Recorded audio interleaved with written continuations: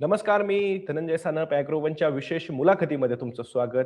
राज्यात मागच्या काही काळापासून वाळवंच बंदर असेल किंवा त्यासोबतच कामगार मजुरांचे प्रश्न असतील, आदिवासी या भागातले, या पट्ट्यातले शेतकऱ्यांचे किंवा त्या भागातील मजुरांचे प्रश्न असतील, या सगळ्या विषयांवरती माकप म्हणजेच भारतीय मार्क्सवादी कम्युनिस्ट पक्ष आणि किसान सभा यांच्या संयुक्त विद्यमानाने एक प्रकारे रान पेटवण्यात आलेलं आहे. या सगळ्या घटकांचे प्रश्न घेऊन ते सातत्यानं लढतायत. आपण मागच्या काळात बघितलेलं होतं, की मराठवाड्यात ज्यावेळेस अतिवृष्टी झालेली होती, त्यावेळेस सुद्धा औरंगाबादमध्ये विभागीय आयुक्तांच्या कार्यालयावरती अशाच पद्धतीचं एक आंदोलन हे किसान सभेच्या वतीनं करण्यात आलेलं होतं. त्यानंतर विदर्भातले प्रश्न घेऊन सुद्धा शेतकरी कर्जमाफीच्या आंदोलनामध्ये किसान सभा ही ऍक्टिव्ह होती.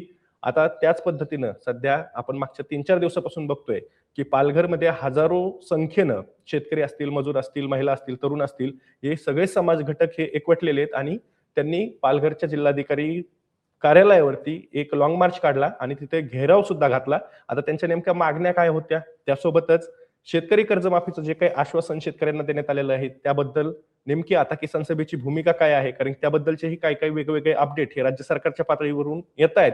मग नेमकी ती भूमिका त्यांची काय आहे? या आंदोलनाच्या किंवा लाँग मार्चच्या पार्श्वभूमीवरती त्यांच्या मागण्या काय आहेत? आणि नेमकं पालघरच्या जिल्हाधिकारी कार्यालयामध्ये किसान सभे त्यासोबतच इतर ज्या काही संघटना होत्या त्यांच्यामध्ये आणि जिल्हाधिकाऱ्यांमध्ये नेमकं काय घडलं? सगळं काही जाणून घेणार आहोत. त्यासाठी आज आपल्या सोबत आहेत किसान सभेचे नेते doctor Ajit Navale sir. Sir, तुमचं खूप खूप स्वागत आहे ॲग्रोवनच्या या विशेष मुलाखतीमध्ये. पहिला प्रश्न अर्थात हा आहे, की ही सगळं तुम्ही ज्या पद्धतीनं लाँग मार्च आयोजित केला, आम्ही बघितलं की 15 ते 20 हजार जे काही समाज घटक होते ते तुमच्या सोबत होते. मोठ्या प्रमाणात तुमचा जो काही लाँग मार्च आहे तो पालघरच्या दिशेने निघालेला होता. मागच्या 2-3 दिवसात तुम्ही 30-40 किलोमीटरचा तो लाँग मार्च करून जिल्हाधिकारी कार्यालयावरती धडकलात. पण हे सगळं करण्याच्या आधी नेमक्या मागण्या काय होत्या आणि त्याची पार्श्वभूमी काय होती? कारण की हे अचानक झालं, की याच्या मागे तुमच्या काही आधीचा पाठपुरावा हा सुरू होता आणि त्यातनं हे सगळं करण्यात आलं? आपण बघा, संबंध महाराष्ट्रभर वेगवेगळ्या विभागांचे वेगवेगळे प्रश्न आहेत. शेतकरी विभागला गेलेला आहे, त्यांच्या प्रदेशानुसार वेगवेगळे प्रश्न आहेत.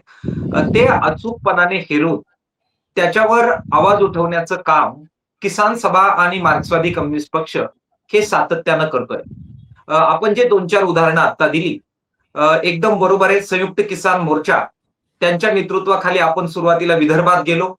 तिथल्या आत्महत्याग्रस्त शेतकरी, कापूस उत्पादक आणि सोयाबीन उत्पादक शेतकऱ्यांना भेटून ते प्रश्न चव्हाट्यावर आणले. नंतर मराठवाड्यामध्ये जे प्रचंड अतिवृष्टीनं नुकसान झालं, त्याचा दौरा किसान सभेनं केला आणि संभाजीनगर या ठिकाणी एक जबरदस्त त्याबाबत मोर्चा झाला.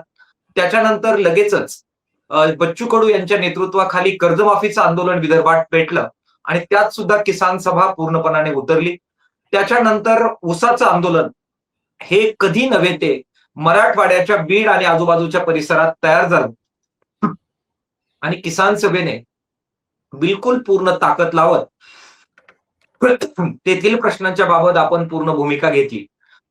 ते संपतंय तर लगेचच आदिवासी भागात काही प्रश्न तीव्र झाले आणि म्हणून ठाणे पालघर जिल्ह्यामध्ये आमच्या पॉलिट ब्युरोचे सदस्य कॉम्रेड डॉक्टर अशोक ढवळे, आमचे तेथील आमदार कॉम्रेड विनोद निकोले आणि मार्क्सवादी कम्युनिस्ट पक्षाचे जिल्हा सचिव कॉम्रेड किरण गेहला आणि बाकी सगळे इतर साथीदार यांनी तातडीने आदिवासींच्या प्रश्नावर त्या ठिकाणी पालघरमध्ये रणशिंग फुंकलं आणि आपण पाहिलं की त्यांच्या नेतृत्वाखाली हजारो आदिवासी शेतकरी, गरीब शेतकरी हे पालघरला परवा धडकले आणि प्रचंड घेराव घालून तिथे एक आंदोलन झालं. केवळ तेवढंच नव्हे तर त्याच्या जोडीला नाशिकच्या साधारण 5 तालुक्यांमध्ये आता बेमुदत ठिय्या आंदोलन परवापर्यंत सुरू होतं. हजारो लोक 5 दिवस थंडी गारठ्याचं तिथे बसून होते आणि आता त्यांनी सुद्धा नाशिकच्या दिशेनं प्रचंड मोठा लाँग मार्च सुरू केलेला आहे. नाशिकला तो उद्या संध्याकाळीपर्यंत पोहोचेल आणि आम्ही सगळेजण आज संध्याकाळी बैठक करतोय. कदाचित तो लाँग मार्च मुंबईपर्यंत न्यायचा आणि आदिवासींचे सुद्धा प्रश्न हे दिल्ली मुंबईच्या चव्हाट्यावर आणायचे, केंद्रस्थानी आणायचे, अशा प्रकारचं एक वेगवेगळ्या पद्धतीनं आंदोलनाचं स्वरूप आपण ठेवलेलं आहे. सगळ्या वेगवेगळ्या विभागाचे वेगवेगळे प्रश्न आहेत, ते वेगळ्या पद्धतीने हाताळावे लागतात. पण किसान सभेनं सातत्य ठेवलंय. पूर्णपणाने ज्या ज्या ठिकाणी लढ्याची शक्यता आहे तिथे किसान सभा आणि मार्क्सवादी कम्युनिस्ट पक्ष एक प्रमुख विरोधी पक्ष म्हणून आपल्याला समोर येताना दिसतोय, लढतोय आणि लोकांचा विश्वास अत्यंत प्रतिकूल काळ असताना सुद्धा एक प्रकारे त्याचा विश्वास प्राप्त करून विरोधी पक्षाची भूमिका संबंध महाराष्ट्रात तो रोल प्ले करताना आपल्याला दिसतो आहोत.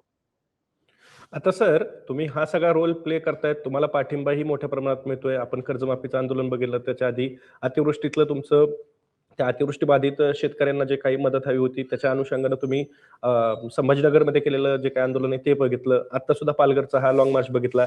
या सगळ्यामध्ये तुमच्या मागण्या ह्या स्थानिक पातळीनुसार बदलत जात आहेत. आता जे काही पालघरमध्ये तुम्ही लॉंग मार्च काढलेला होता, त्यामध्ये मोठ्या प्रमाणात जो काही तुम्हाला पाठिंबा मिळालेला होता, त्या नेमक्या मागण्या काय होत्या? मुख्यतः किसान सभा आणि मार्क्सवादी कम्युनिस्ट पक्ष त्या भागामध्ये जंगल जमीन जी आहे, वन जमीन जी शेतकऱ्यांची आहे, त्यांच्या ताब्यात आहे, ती नावे व्हावी याच्यासाठी प्रचंड संघर्ष गेल्या अनेक वर्षापासून करत आहे. कॉम्रेड गोदावरी परुळेकर, शामराव परुळेकर यांचं माणूस जेव्हा जागा होतो हे पुस्तक जर आपण सगळ्यांनी वाचलं असेल तर आपल्याला माहिती आहे की अगदी त्या काळापासून शेठ सावकारांनी ज्या जमिनी सावकारीच्या माध्यमातून आदिवासींच्या, गरिबांच्या हडपलेल्या होत्या, त्या त्यांच्याकडून सोडून घेऊन त्या आदिवासींच्या ताब्यात देण्यामध्ये मार्क्सवादी कम्युनिस्ट पक्ष त्या काळापासून लढत आलेला आहे. अद्याप सुद्धा त्या जमिनी आज शेतकऱ्यांच्या ताब्यात लाल बावट्यामुळे आहेत. मात्र त्याच्यावर अजूनही गुजरात आणि मुंबईमध्ये स्थायिक झालेल्या त्या काळच्या शेठ सावकारांच्या आत्ताच्या जे काही वारसदार आहेत त्यांची नावं आहेत ती काढली पाहिजे आणि त्याच्या ठिकाणी आदिवासींचं नाव आलं पाहिजे. जंगलच्या जमिनीच्या कब्जेदार सदरी आदिवासींचं नाव आलं पाहिजे. तिथल्या अनेक देवस्थानच्या जमिनी आहे, वर्कर्स जमिनी आहे, या जमिनींचा प्रश्न हा या आंदोलनामध्ये मुख्य प्रश्न होता. त्याचबरोबर त्या भागामध्ये आता देवेंद्र फडणवीस साहेबांना आणि मोदी साहेबांना चौथी मुंबई वसवायची आहे. म्हणजे त्या ठिकाणचे आदिवासी, त्या ठिकाणचे गरीब यांना विस्थापित करायचं आणि त्या ठिकाणी वाढवण बंदर हे मोठ्या प्रमाणामध्ये ज्याच्यामध्ये गावच्या गावं जाणार आहे ते वाढवण बंदर बांधायचं. ते वाढवण बंदर गुजरातला आणि इकडे नागपूरला समृद्धीच्या माध्यमातून आणि मुंबईला जोडायचं आणि त्यासाठी सुद्धा रस्त्यांसाठी मोठ्या प्रमाणात जमिनीचं अधिग्रहण करून तिथल्या आदिवासींना देशोधडीला लावायचं. अशा प्रकारे अत्यंत राक्षसी अशा प्रकारचा विकास, जो कॉर्पोरेट विकास आहे, भांडवलदारांचा विकास आहे, तो घाट घातलेला आहे. ते बंदर रद्द करा ही मागणी आपल्याच्या त्या मोर्चामध्ये दुसरी प्रमुख मागणी होती. त्याचबरोबर आपल्याला माहिती आहे स्मार्ट मीटरची योजना केंद्र सरकारने आणलेली आहे. परत उद्योगपतींच्या तुंबड्या भरणारी ही योजना आहे, ज्याच्यामध्ये एका एका आदिवासीला काही ठिकाणी 40,000 50,000 रुपयापर्यंतची बिलं आलेली आहेत. आम्ही म्हणतोय की या सगळ्या पार्श्वभूमीवर पहिली जी काही मीटर होती तीच रिस्टेंड करा आणि स्मार्ट मीटर जी लोकांना, शेतकऱ्यांना लुटणारी आहे ती मागे घ्या, ही प्रमुख मागणी आज कालच्या मोर्चामध्ये होती. त्याचबरोबर रोजगाराचा मोठा प्रश्न हा आदिवासी भागामध्ये असतो. भात वरईचं एक पीक संपलं की काहीच रोजगार ठाणे, पालघर, नाशिक, अहमदनगर इथे राहत नाही आणि म्हणून रोजगार हमीच्या कायद्यामध्ये जे प्रतिगामी बदल केलेले आहेत, आपल्या अधिकार काढून टाकलेला आहे, त्याच्याबद्दल सुद्धा आवाज उठवण्याचं काम कालच्या मोर्चामध्ये झालेलं आहे. बाकी अनेक मुद्दे होते, परंतु पाण्याचा एक मुख्य मुद्दा, ज्या जमिनीमध्ये मोठ्या प्रमाणामध्ये आदिवासींच्याच जमिनींमध्ये धरणं झाली, मात्र धरणाचं पाणी कुणाला? मोठमोठ्या पाईपलाईनी करून ते पाणी मुंबई, नवी मुंबई आणि अजून चौथी मुंबई, पाचवी मुंबईला नेलं जातं. मात्र त्याच्या शेजारी ज्याची जमीन घेतली त्या माऊलीला हंडाभर पाण्यासाठी मोठ्या प्रमाणामध्ये स्थलांतर करावं लागतं, दूर दूरपर्यंत जावं लागतं. आणि म्हणून त्या आदिवासींना त्या धरणाच्या पाण्यावर हक्क द्या, तिथे सिंचन व्यवस्था सुरू करा आणि त्यातून तिथल्या जमिनी ज्या आमच्या नावावर तुम्ही कराल त्या बागायती करण्यासाठी प्रपोजल आणा. या प्रकारचा विकास करा. भांडवलदार कॉर्पोरेटांचा आम्हाला उद्ध्वस्त करणारा विकास नव्हे, तर आदिवासींना, शेतकऱ्यांना घामाचं दाम देणारा, जमिनीचा हक्क देणारा विकास करा. अशा प्रकारच्या मागण्या या साधारणपणाने आजच्या पालघरच्या मोर्चामध्ये तेथील आपल्या जिल्हा कमिटीने ठरवून आमदार विनोद निकोले आणि डॉक्टर अशोक ढवळे, मरियम ढवळे, प्राची हतिवलेकर या सगळ्या मान्यवर नेत्यांच्या नेतृत्वाखाली त्या मोर्चामध्ये घेतलेल्या होत्या.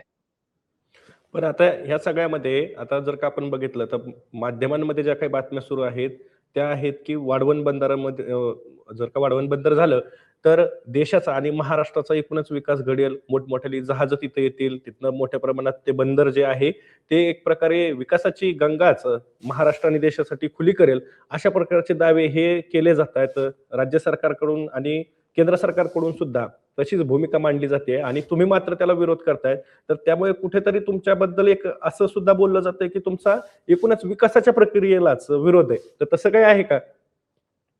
मार्क्सवादी कम्युनिस्ट पक्ष, किसान सभा आणि आम्ही डावे लोक जे आहोत, तर ते सातत्यानं विकास झाला पाहिजे याच्यासाठी परिश्रम करणारे, लढणारे लोक आहेत.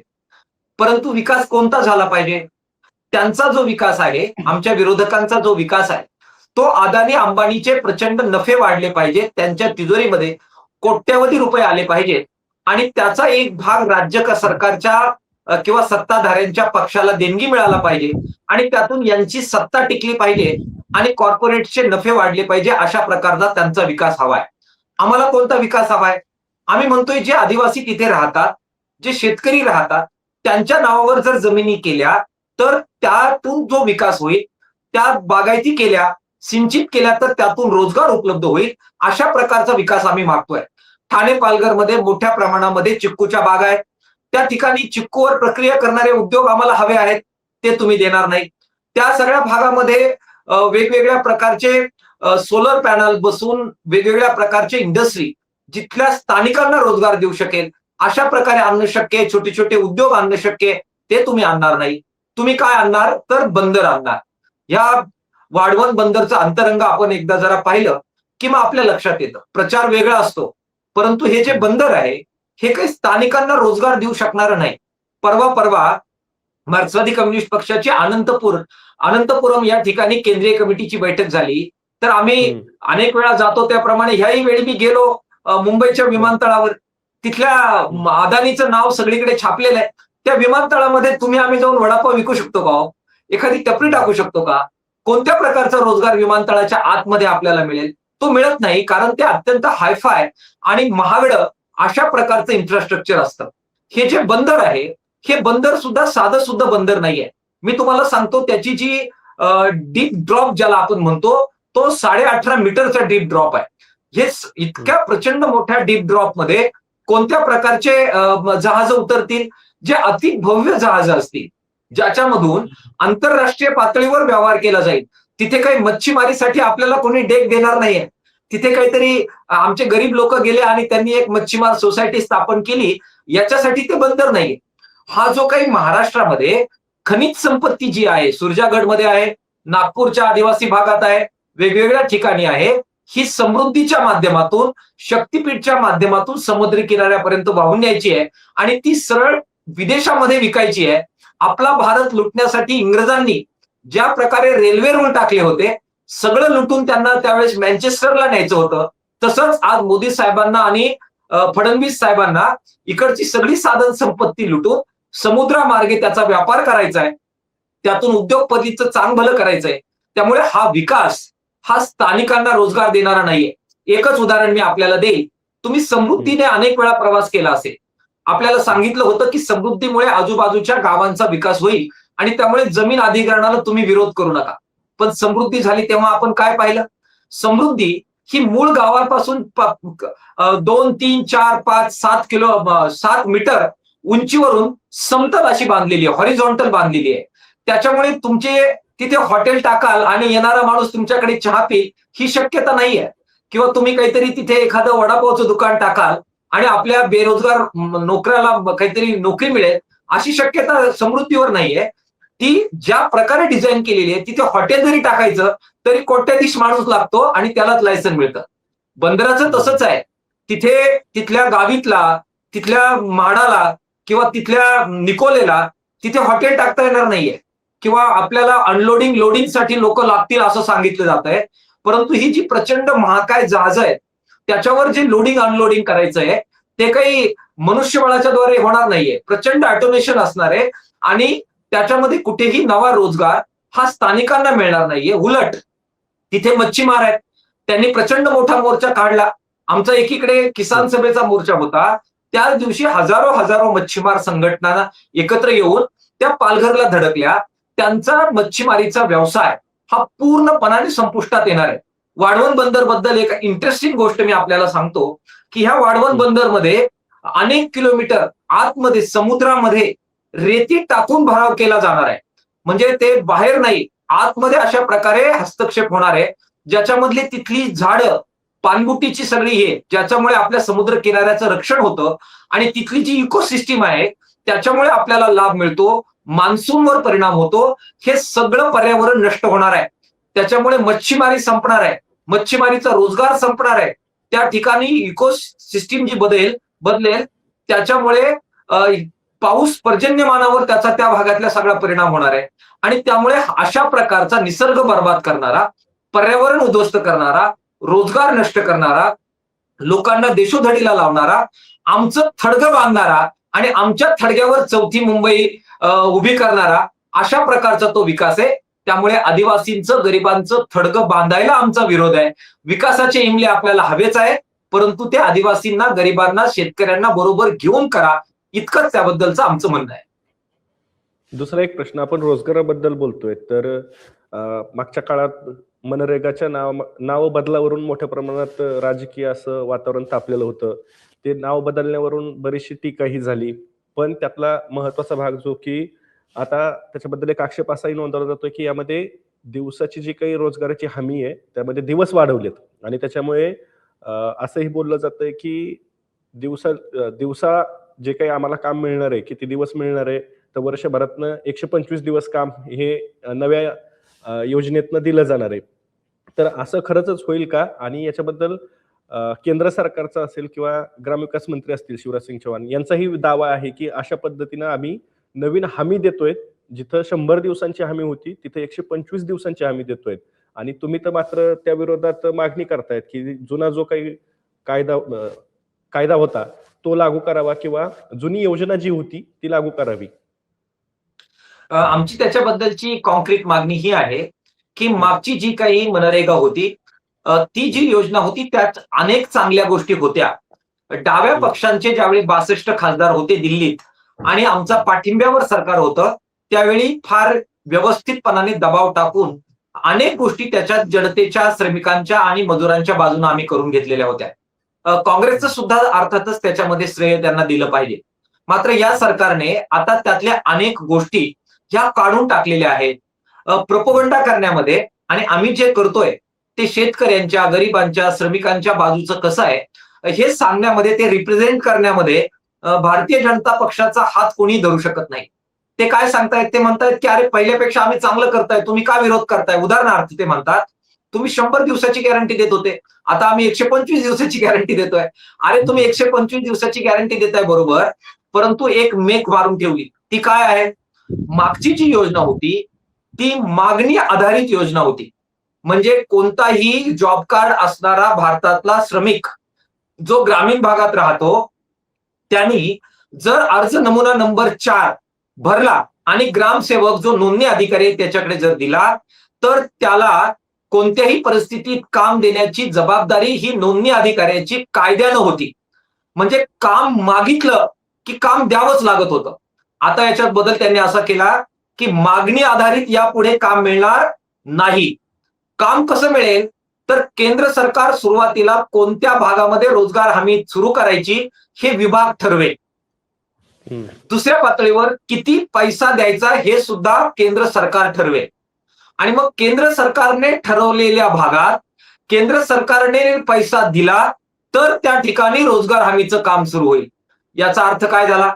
सार्वत्रिक जो हक्क होता रोजगाराचा तो तुमचा काढून टाकलेला आहे आणि सरकारच्या इच्छेवर रोजगार हमीचं काम आणून ठेवलेलं आहे. पहिल्या कायद्यामध्ये जितकं जास्त काम तुम्ही मागाल तेवढे जास्त पैसे राज्य आणि केंद्र सरकारला द्यावे लागत होते. आता काय होणार? अगोदर पैसे दिले जातील आणि तेवढ्याच पुरतं काम तुम्हाला मिळेल, तेवढ्याच ठिकाणी मिळेल. मग कामाची गॅरंटी वाढली की कमी झाली? कमी झालेली आहे. जे सार्वत्रिकरण होतं त्याच्याऐवजी आता निवडकच लोकांना, जिथे भारतीय जनता पक्षाला योग्य वाटेल, जिथे त्यांना निवडणुकीत योग्य पद्धतीनं सपोर्ट मिळेल, अशाच ठिकाणी आम्ही काम सुरू करू असा नवा फास हा शेतमजुरांच्या पाठीशी मारून ठेवलेला आहे. अजून काय केलं? ते म्हणाले की आता तुम्हाला पीस रेट प्रमाणे काम करावं लागेल. अगोदर हे पीस रेट प्रमाणेच होतं, पण त्यांनी सांगितलं की आता 8 तासाची कामाची मर्यादा नसेल, 12 किंवा 15 तास सुद्धा काम सुरू ठेवावं लागलं तरी ठेवता येईल. वर्षानुवर्ष 8 तासाच्या कामासाठी आम्ही लढलो. ती तरतूद एका झटक्यामध्ये तुम्ही काढून टाकली. अजून काय केलं? ते म्हणाले, आता तुम्हाला थंब इम्प्रेशन द्यावं लागेल तुम्ही कामावर आले होते की नाही. आम्हाला पारदर्शकता आणायची आहे, त्याच्यामध्ये भ्रष्टाचार होतो म्हणून. आता ज्या भागामध्ये अशा प्रकारच्या कामाची गरज असते, त्या भागात रेंज असते का हो? त्या भागामध्ये रेंज नाही, तुमच्याकडे रेंज नाही म्हणून काम सुरू करता येणार नाही, असं सांगायला वाव मिळाला की नाही हो? म्हणजे जिथे जास्त दुर्गमता आहे, जिथे जास्त गरज आहे, तिथे तुम्हाला काम सुरू न करण्याची व्यवस्थित यंत्रणा तुम्ही केली, म्हणजे कामाची मागणी होणार नाही, उद्रेक होणार नाही, मग पैसा कमी खर्च होईल, मग तो पैसा आम्हाला वाचवता येईल आणि निवडणूक केंद्रीय योजनांकडे वळवता येईल, मतं विकत घेण्याकडे वळवता येईल, लाडली बहीणकडे वळवता येईल. मूलभूत ज्या गोष्टी आहेत त्या तुम्हाला संपुष्टात आणायच्या आहेत. घामाचं दाम तुम्हाला द्यायचं नाहीये, तुम्हाला लोकांना लाचार करायचंय, जेणेकरून ते लोक तुम्हाला तुम्ही म्हणतील त्या पद्धतीनं मतं करतील. हा जो कावा आहे, हा कावा समजून घेतल्याशिवाय डावे काय म्हणताय, आम्ही मार्क्सवादी लोक काय म्हणतो हे समजणार नाही. आता बियाणं विधेयक आलेलं आहे, तुमचं अॅग्रोवन मी आता हो. वाचत होतो, मी तुमचा फॅन आहे, तुमचं वाचल्याशिवाय माझा दिवस सुरू होत नाही. आता त्याच्यामध्ये सुद्धा मी आत्ताच एक लेख लिहून संपवणार आहे, मी तुम्हाला नक्की त्याच्याबाबत कळवेल. परंतु त्या विधेयकामध्ये सुद्धा असंच सांगितलंय की आम्ही फार क्रांतिकारक बदल करतोय. प्रत्यक्षात मात्र शेतकऱ्यांचे बियाणं रक्षणाचे सगळे अधिकार संपुष्टात येणार आहे आणि बियाणं चुकीचे आले, बोगस आले, तर त्याच्यामध्ये शिक्षा सुद्धा संबंधित कॉर्पोरेट कंपन्यांना करता येणार नाहीये. आणि बियाणं ही आता आंतरराष्ट्रीय पातळीवरची भारतात येणार, तिकडे परीक्षण केलेली बियाणं इकडे चालू होणार, म्हणजे तिकडची भौगोलिक परिस्थिती वेगळी, तिकडचं हवामान वेगळं, ते आमच्या माथ्यावर इथे मारलं आणि ते इथे नाही उगलं तर त्यात दाद सुद्धा मागता येणार नाहीये. सबंधपणाने कॉर्पोरेट्सचं इझी टू म्हणजे कॉर्पोरेट्स अशा प्रकारची धोरणं आहेत, शेतकऱ्यांना, श्रमिकांना, गरिबांना उद्ध्वस्त करणारी धोरणं आहेत आणि म्हणून डावे लढतायत. डाव्यांच्या मागे, किसान सभेसारख्या संघटनांच्या मागे आमची ताकद मर्यादित हो, आम्ही जीव काढतोय, परंतु जे पाशवी बहुमत आज राज्यात केंद्रामध्ये यांना मिळालेलं आहे, तर आमचा विरोध तोकडा पडतोय. तुमच्यासारखी माध्यमं, तुमच्यासारखे पत्रकार, बुद्धिजीवी, वेगवेगळ्या संघटना यांनी मदत करत हे सगळं लढा चालू आहे, परंतु त्याला मर्यादा आहे. आम्हाला आव्हान करायचंय की हे जे मुख्य पक्ष आहेत विरोधातले, हे काय करतायत? यांना दिसत नाही का मराठवाड्यातला ऊसाचा प्रश्न? यांना वाढवण बंदरचा प्रश्न दिसत नाहीये का? यांना मनरेगामध्ये काय केलं हे दिसत नाहीये का? यांना बियाणांच्या संदर्भामध्ये काय अटॅक शेतकऱ्यांवर होतं हे दिसत नाहीये का? तो त्यांनी पाहावा आणि या लढाईचा भाग बनावं. एक व्यापक रेजिस्टन्स जोपर्यंत आपण क्रिएट करत नाही, आपल्याला याच्यामध्ये यश येणार नाहीये.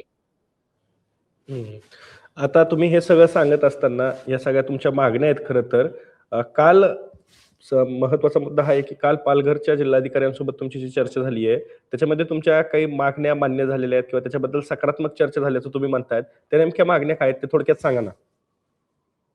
एक तर ज्या राज्यस्तरीय मागण्या होत्या, वाढवण बंदर आहे, मनरेगामध्ये बदल आहे, त्याचबरोबर स्मार्ट मीटर आहे, या मागण्यांसाठी आपल्याला लढावं लागणार आहे. त्याच्या जोडीला ठाणे पालघरच्या जोडीला नाशिकमध्ये लढा चालू आहे आणि पाणी जे कोकणात वाहून जातं, समुद्राला जाऊन मिळतं, ते वळवून मराठवाडा, विदर्भ आणि सगळ्या भागाला द्या, स्थानिकांना पाण्याचा हक्क द्या, याच्यासाठी सुद्धा लढा चालू आहे आणि ते आता नाशिकच्या दिशेनं कूच करतायत. त्यामुळे राज्यस्तरीय लढा संपलेला नाही, मात्र लढ्यात काही टप्पे करावे लागतात. आपण जर अशाच प्रकारे की ते एक टेक्निक आहे, एक शास्त्र आहे, ऊसाचा प्रश्न यशस्वी केला, कर्जमाफीमध्ये हस्तक्षेप केला, असे हे काही टप्पे करावे लागतात आणि हे डॉट्स जोडून मग मोठं आंदोलन उभं राहत असतं. त्याच्यामुळे पहिला टप्पा जो स्थानिक मागण्यांचा आहे तो आपण पालघरचा यशस्वी केला. लढ्याचा अनुभव असताना अशोक ढवळे, कॉम्रेड मरियम ढवळे, विनोद निकोले हे सगळेजण त्या नेतृत्वामध्ये होते आणि म्हणून त्यांनी बरोबर घेतली. रोजगार हमीची कामं सुरू करण्याचं मान्य काल कलेक्टरने केलं आणि आदिवासी भागात ते होईल. दुसऱ्या पातळीवर आमचे जे वन जमिनीचे पट्ट्यांची प्रकरणं आहेत, ते त्याचं एकदा परीक्षण करण्याची भूमिका ही मान्य करण्यात आली आणि कालबद्धरित्या आता कॅम्प लागतील. आम्ही 5,000 पेक्षा जास्त अर्ज सबमिट केलेले आहेत, त्याची छाननी होईल आणि पात्र अर्जांच्या जमिनी देण्याबद्दलची कारवाई होईल. बरं. आमच्या ज्या वर्कर्स जमिनी आहेत, ज्या शेठ सावकारांनी त्यावेळी आमच्या ताब्यातून घेतल्या होत्या, आदिवासींच्या ताब्यातून घेतल्या होत्या, नावं त्यांचीच राहिलेली आहेत, ताब्यात आदिवासींची आहेत. ते नावावर करण्याच्या संदर्भामध्ये जिल्हाधिकारी कार्यालयामध्ये जिल्हाधिकारी साहेबांच्या उपस्थितीमध्ये एक कमिटी नेमण्यात आली, ज्याच्यात 5 लोक किसान सभा पक्षाचे असणार आहेत, मार्क्सवादी कम्युनिस्ट पक्षाचे असणार आहेत आणि ते प्रत्येक प्रकरण छाननी करतील आणि कायद्यानुसार कुळं जिथं लागणं शक्य आहे तिथे कुळे लावून ती जमिनी त्यांच्या नावावर करण्याची प्रक्रिया सुरू होईल. व देवस्थान जमिनीच्या बद्दलची आमची जी मागणी होती त्याच्याबद्दल मागच्या लॉंग मार्चमध्ये आणि अकोले ते लोणी जो लॉंग मार्च झाला, जिथं आम्ही स्वतः राहतो, त्यावेळी महसूल मंत्री राधाकृष्ण विखे होते. त्यांनी आश्वासन दिलं होतं की याबद्दल आम्ही एक कायदा करू. त्याचा ड्राफ्ट आता तयार झालेला आहे. काल तो आम्हाला हँडओव्हर करण्यात आला. त्याच्या बाबतची लढाई सुद्धा आपली पुढे गेलेली आहे. अशा अनेक स्थानिक मागण्या घेऊन आपण पुढे निघालेलो आहे. मात्र राज्यस्तरीय मागण्या अजून बाकी आहे आणि आज संध्याकाळी मार्क्सवादी कम्युनिस्ट पक्षाची ऑनलाईन बैठक होईल. आमचे नेते जे.पी. गावित, डॉक्टर अशोक ढवळे, उदय नारकर, बाकी आम्ही सगळे एकत्र बसू आणि मग हा लढा आता पुढे कसा न्यायचा. नाशिकवरून निघालेले लोक मुंबईकडे झेपावतायत, त्याला महाराष्ट्रभरातून ताकद कशी द्यायची या सगळ्याचा विचार विनिमय आम्ही करू आणि तुमच्या सर्वांच्या मदतीनं राज्यस्तरीय मुद्दे आम्ही केंद्रस्थानी आणू. एक महत्वाचा मुद्दा तुम्ही रेल्वेचा एक प्रश्न घेऊन सुद्धा त्याच्यावरनं सुद्धा एक आंदोलन उभं करतायत, त्याच्याबद्दलही तुम्ही सातत्यानं बोलतायत. काय आहे नेमकं हे प्रकरण? हे बघा, दुर्दैवानं महाराष्ट्रामध्ये आणि देशामध्ये आले देवाजीच्या मना तेथेच कोणाचे चालेना अशी अवस्था होऊन गेलेली आहे. बरं, हे देवाजी पण काही गरिबाच्या बाजूचे देवाजी नाहीये. हे देवाजी हे कॉर्पोरेट कंपन्यांच्या अदानी अंबानीच्या बाजूचे देवाजी आहेत. त्यांनी काय केलं, आम्ही 1980 पासून इथले स्थानिक लोक आमचा सगळा परिसर हा रेल्वेने शहरांना जोडायसाठी लढतायत. एक कॉरिडॉर आहे मुंबई पुणे नाशिक, हा जो काही एक प्रकारचा ट्रिअँगल आहे तो अत्यंत इंडस्ट्रीसाठी पोषक ट्रिअँगल आहे. त्याच्या बरोबर मध्ये आम्ही अकोला आहे, जुन्नर आहे, आंबेगाव आहे, आदिवासी भाग आहे, हा इथे मध्ये राहतो. आमची मागणी काय आहे, आम्ही म्हणतोय की आम्हाला रेल्वेने कनेक्टिव्हिटी द्या. आज इतकी वर्ष झाली स्वातंत्र्य मिळून तरी सुद्धा आम्हाला रेल्वेची कनेक्टिव्हिटी नाहीये. यानुसार आंदोलनं झाली आणि मग एक हायस्पीड रेल्वे मंजूर झाली. त्या हायस्पीड रेल्वेचं बाकी सगळ्या प्रक्रिया या 2017 मध्ये पूर्ण झाल्या आणि नाशिक संगमनेर, नाशिक अकोले संगमनेर, नारायणगाव मार्गे पुणे अशी हायस्पीड रेल्वे ठरली. सगळं झालं, जमीन अधिग्रहण सुरू झालं, 1000 कोटी रुपये खर्च झाले, मोठ्या प्रमाणामध्ये मंजुऱ्या मिळाल्या, सगळं परमिशन्स झाले, सगळं झालं आणि अचानकपणाने एक दिवस देवेंद्र फडणवीस साहेबांनी घोषणा केली की आता हा 1000 कोटी रुपये जरी खर्च झालेले असले तरी हा महामार्ग बंद. आता हा जो मार्ग आहे तो आम्ही नाशिक वरून पुणतांबे, पुणतांब्यावरून नगर, नगरवरून पुण्याला नेणार. म्हणजे जे अंतर हायस्पीडचं 2.5 तासात आपण पार करणार होतो त्याला आता 4.5 तास लागणार आणि ऑलरेडीच पुणतांब्याला, ऑलरेडीच नगरला, ऑलरेडीच ज्या ठिकाणी रेल्वे आहे त्या रेल्वेच्या कडेनं हा आता हायस्पीड मार्ग जाईल. म्हणजे जे वंचित आहे ते परत वंचित राहणार, ज्यांच्यासाठी ही रेल्वे होती ती वंचित राहणार. कशासाठी रेल्वे केलेली होती तर हा जो बेल्ट आहे हा कृषी बेल्ट आहे. नारायणगाव आहे, तुमचं आळेफाटा आहे, मंचर आहे, अहमदनगरचा हा सगळा भाग आहे. हा पालेभाज्यांचं मोठ्या प्रमाणात उत्पादन घेणारा भाग आहे आणि त्याच्या ट्रान्सपोर्टिंगसाठी मोठ्या प्रमाणामध्ये खर्च शेतकऱ्यांचा वाहतुकीवर होतो. ट्रॅफिक जाम होतात. चाकण सारख्या ठिकाणी ज्या औद्योगिक वसाहती आहेत त्याच्यामुळे तासन तास लोक अडकून पडतात. हे सगळं जे काही चाकणचं झाकण काढण्याची गरज आहे आणि हा सगळा शेतीमाल हा शहरांना जोडण्याची गरज आहे, याच्यासाठी ही रेल्वे होती. आता ती कॅन्सल करायची आणि अगोदरच जिथं रेल्वे होती, म्हणजे जुन्या काळात आपण म्हणायचो पुण्यावरून पुणतांब्याला जायचं, तर जो सरळ मार्ग आहे तो सोडायचा आणि हा 4.5 तासाचा रस्ता करायचा. हे आले देवाजीच्या मनानुसार झालेलं आहे.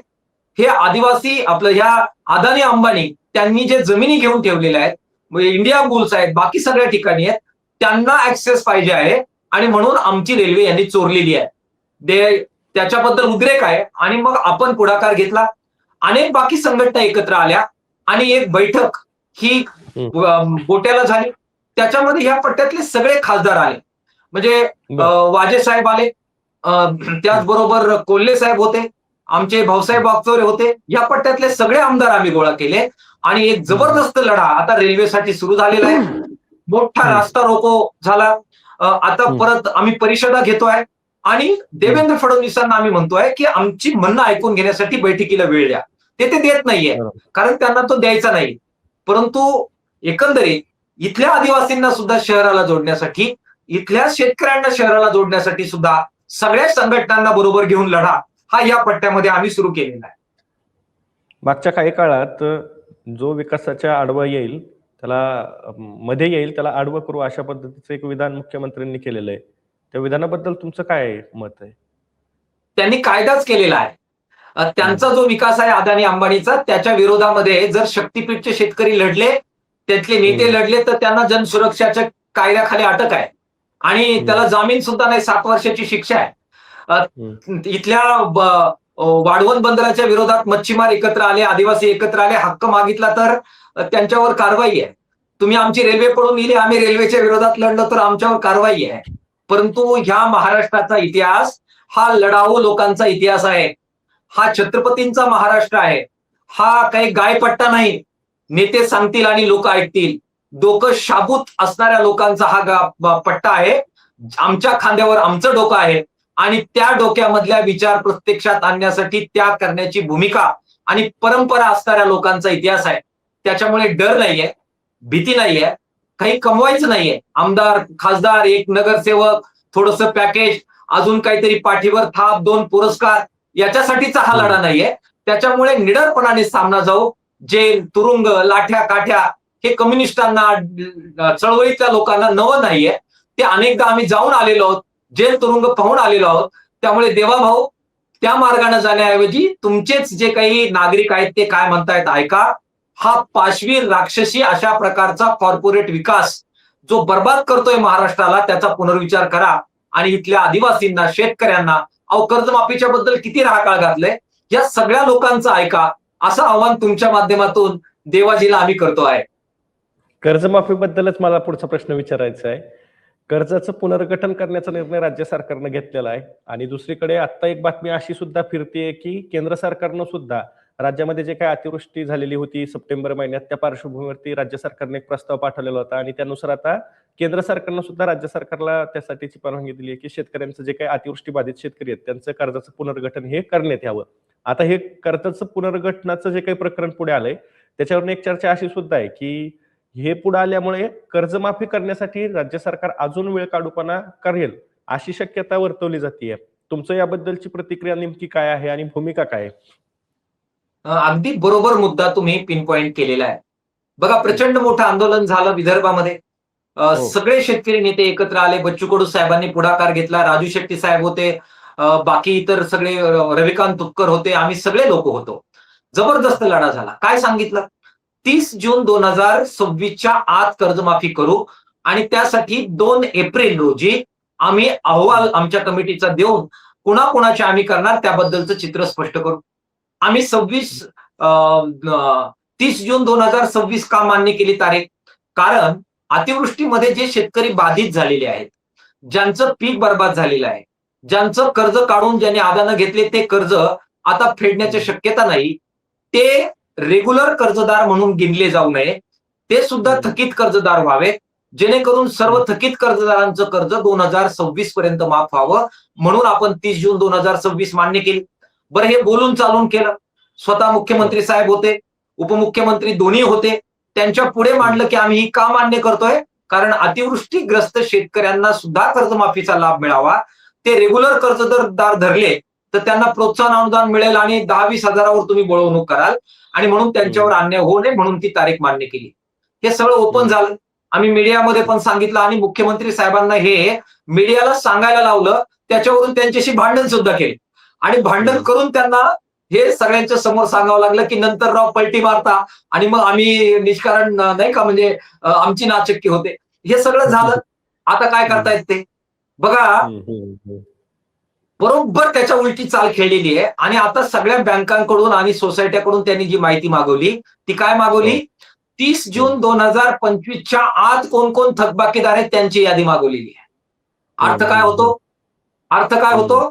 परत एकदा 30 जून 2025च्या नंतरचे जे शेतकरी आहेत, जे अतिवृष्टीग्रस्त शेतकरी आहेत, त्यांना कर्जमाफी देण्यापासून वंचित ठेवण्याची भूमिका कदाचित राज्य सरकारला घ्यायची आहे. ही फार गंभीर गोष्ट आहे. हा विश्वासघात आहे.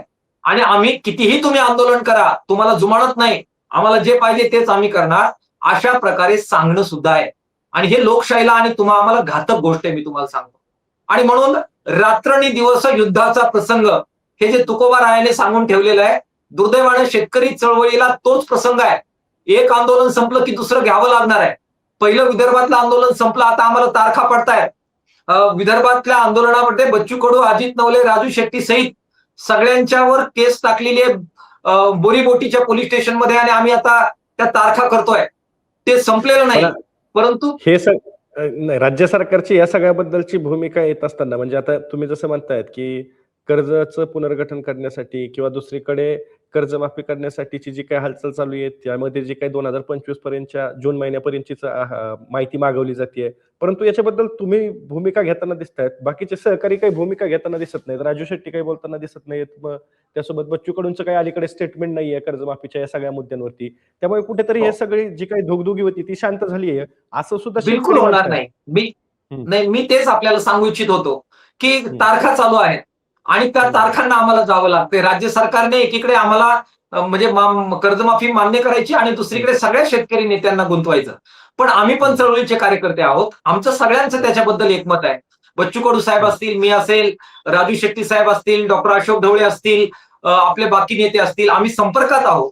आणि एक जरी चूक याच्या संदर्भात राज्य सरकारने केली आणि वगळण्यात आलं तिथून पुढच्या शेतकऱ्यांना, तर मी तेच सांगत होतो की रात्रंदिवस युद्धाचा प्रसंग, परत युद्धाचा प्रसंग आहे आणि युद्धाला आम्ही सामोरे जायला तयार आहोत. आम्ही अत्यार म्यान केलेलं नाहीये. तुमच्यासारखे सगळे लोक बरोबर राहणार मला खात्री आहे आणि परत सरकारच्या विरोधात लढू. शेतकऱ्यांना संपूर्ण कर्जमाफीसाठी जे जे करावं लागेल आम्ही सगळे नेते एकत्र येऊन करू.